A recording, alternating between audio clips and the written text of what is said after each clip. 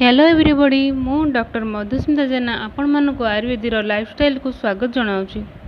आज मु आपण मानक रोगर कारण एवं आयुर्वेद अवतरण विषय अष्टांग हृदय मतरे कहवाक जाऊँगी। प्रथमे रोगर कारण विषय कहूँ। जो व्यक्ति राग क्रोध लोभ मोह बा किछि वस्तु प्रति आसक्ति रखिबा ईर्ष्या दुख चिंता आदि यही सब को मानसिक रोग कहा जाए।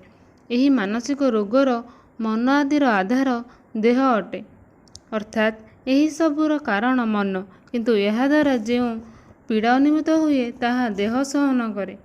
सेहीपरि मानसिक रोग मनर सह देह को मध्य पीड़ाग्रस्त करिथाए। जो व्यक्ति शुद्ध चिंता एवं यही सबू जिनसठू दूरे रुहे ताको रोग हुए नहीं एवं से निरोग होई बेसी दिन बंची रही थाए। गीतार 2 अध्याय 62 एवं 63 श्लोक कहुଯାଇଛି कि इंद्रिय संबंधी विषय को प्राप्त करने को मानव चिंता करे, तेबे ताकू सर्वप्रथमे तार वास्तविक मार्ग में बाधा सृष्टि आसे एवं रागर उत्पत्ति हुए। एथिरे काम वासनार जन्म हुए एवं असफलता मिलवा द्वारा क्रोधर उत्पत्ति हुए। क्रोधर उत्पत्ति रे चिंतार अनेक विकार उत्पत्ति हुए। यह द्वारा स्मृति विभ्रम हुए एवं स्मृति विभ्रम द्वारा विवेक शक्तिर नाश होता है एवं बुद्धिनाश द्वारा मानवर यही लोक एवं परलोकर सबु भल कर्म बा पुण्य नाश हो जाए। यही प्रकार विनाश कर्म रे प्रारंभ होई रोगर सृष्टि होता है।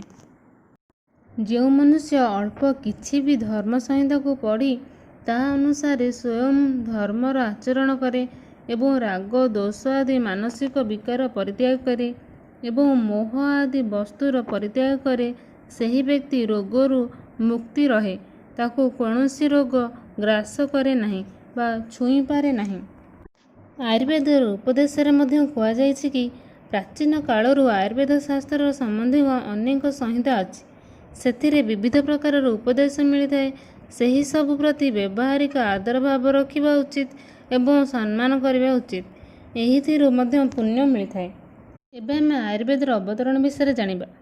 भगवान ब्रह्मा सर्वप्रथम आयुर्वेद शास्त्र स्मरण कले एवं सही विद्या को दक्ष प्रजापति को शिक्षादान कले एवं दक्ष अश्विन कुमार को शिक्षादान देले एवं अश्विन कुमार देवराज इंद्र को यही विद्या शिक्षा देते एवं इंद्रदेव अत्रिपुत्र पुनर्वसु आत्रेय को यही आयुर्वेद शास्त्र शिक्षादान देते एवं पुनर्वसु आत्रेय तांकर 6 जन शिष्य को यही शिक्षा शिखाई।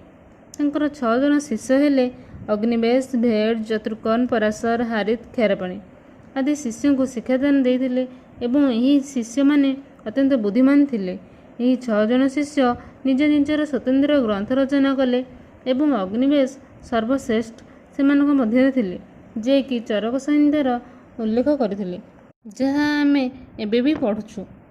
अष्टांग हृदय को महर्षि बाघभट्ट लिखिछन्ति एवं बाघभट्ट कहिछन्ति एपट सेपट होइथिबा सही प्राचीन ग्रंथरु उत्तमठू उत्तम भाग नहीं एठारे संग्रह करा जायछि एवं यही संग्रह ग्रंथर नाम अष्टांग हृदय अटे। यही ग्रंथर सरलता द्वारा समस्त को बुझा पड़िबो ताको दृष्टि रखी महर्षि एहाको 8 अंगरे विभक्त करथिले, यथा काय चिकित्सा कुमारभृत्य ग्रह चिकित्सा शाल्यतंत्र शालक्यतंत्र अगतंत्र रसायन तंत्र एवं बाजीकरण तंत्र। यही विषय संपूर्ण कहवा असंभव अटे, कारण यह स्वतंत्र एक ग्रंथ। तेणु मु संक्षिप्त कहूँ। काय चिकित्सा विषय प्रथम कहूँ। एथिरे संपूर्ण शरीर को पीड़ित करुथिबा आमाशय एवं पकाशय द्वारा उत्पन्न होउथिबा ज्वर आदि समस्त रोग को शांत करिबार उपाय यही काय चिकित्सा वर्णित अछि।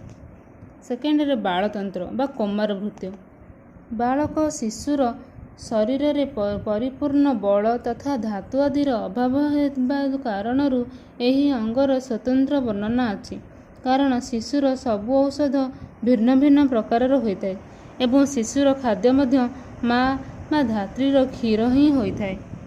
ग्रह चिकित्सा एथिरे देव असुर पुतना आदि ग्रह द्वारा पीड़ित प्राणी मानक पई शांतिकर्मर व्यवस्था करा जायछि, जहाँ नवग्रह अनुसार नवरत्नर उल्लेख अछि, जहाँ द्वारा दोष को शांत रखा जाए एवं दान धर्म पूजा पाठ द्वारा मध्य ग्रह दोष शांत होता है। शालक्य तंत्र ऊर्ध्व चतुर्वर्त अर्थात आखि मुख कान नासिका आदि ଆଧାରିତ ରୋଗର ନିବାରଣ ନିମନ୍ତେ ଯେଉଁ ଚିକିତ୍ସା ବର୍ଣ୍ଣନା ଅଛି ତାକୁ ଶାଲ୍ୟତନ୍ତ୍ର କୁହାଯାଏ। ଶଲ୍ୟତନ୍ତ୍ର ଆୟୁର୍ବେଦର ଏହି 8 ଅଙ୍ଗ ମଧ୍ୟରେ ସବୁଠୁ ପ୍ରଧାନ ଅଙ୍ଗ ଶଲ୍ୟତନ୍ତ୍ର ଅଟେ। କାରଣ ପ୍ରଥମେ ଦେବତା ଏବଂ ଅସୁରଙ୍କ ମଧ୍ୟରେ ଯୁଦ୍ଧରେ ହେବା ଆଘାତର ସର୍ବଦା ସୁସ୍ଥ ରଖିବା ପାଇଁ ଏହାର ଆବଶ୍ୟକ ପଡ଼ିଥିଲା।